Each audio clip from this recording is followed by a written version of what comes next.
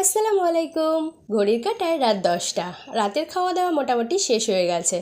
এবার আমরা ঠিক করেছি পাপড়ি চাট বানাবো, কিন্তু পাপড়ি চাট বানাতে তো পাপড়ির প্রয়োজন। তো পাপড়িটা কোথায় পাবো? আরে বাবা, ফুলের পাপড়ি না, ওই যে ফুচকা যে শক্ত করে ভাজে ওগুলোই আমরা পাপড়ি বলি। তো যাই হোক, এখানে পাপড়ি নেই তো কি হয়েছে, আমরা নিমকি দিয়ে আজকে পাপড়ি চাট বানাবো।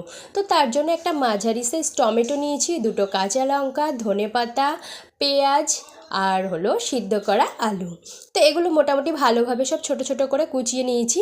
আর এই যে নিমকি, এটাই হলো আমাদের পাপড়ি।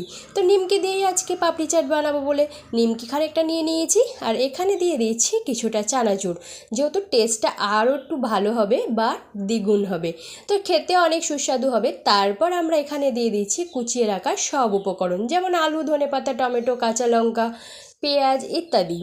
তো এরপর আমরা একে একে দিয়ে দেব কাসুন্দি, টমেটো সস আর সরিষার তেল দিয়ে আমরা ভালো করে মাখিয়ে নিচ্ছি। তো বন্ধুরা, আপনারাও যদি এভাবে ট্রাই করেন অবশ্যই ভালো লাগবে। আমার মনে হয় যে রাতে ঝটপট যদি পাপড়ি চাট খাওয়ার ইচ্ছা হয় কারোর, তাহলে অবশ্যই এই নিমকি দিয়ে একবার পাপড়ি চাট বানিয়ে দেখবেন।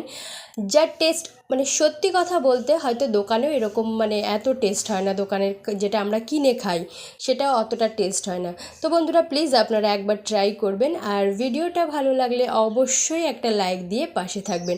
আর আমার চ্যানেলটা যদি সাবস্ক্রাইব করা থাকে তো আলহামদুলিল্লাহ, যদি না করা থাকে অবশ্যই সাবস্ক্রাইব করে পাশে থাকবেন।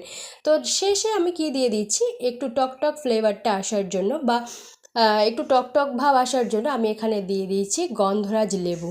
তো লেবুর কথাটা মনে ছিল না, তারপর দেখলাম হাতের কাছে লেবুটা আছে, তো লেবু কেন বাদ যায়। ঘরে থাকা উপকরণ যা ছিল মোটামুটি সবই দিয়ে দিয়েছি। এইবার দেখুন কতটা লোভনীয় হয়েছে, জাস্ট একবার দেখুন। মানে আমার তো এখনই খেতে ইচ্ছা করছে, জানি না খাওয়ার আগে দেখেই বোঝা যায় যে খাবারের টেস্ট কেমন হবে।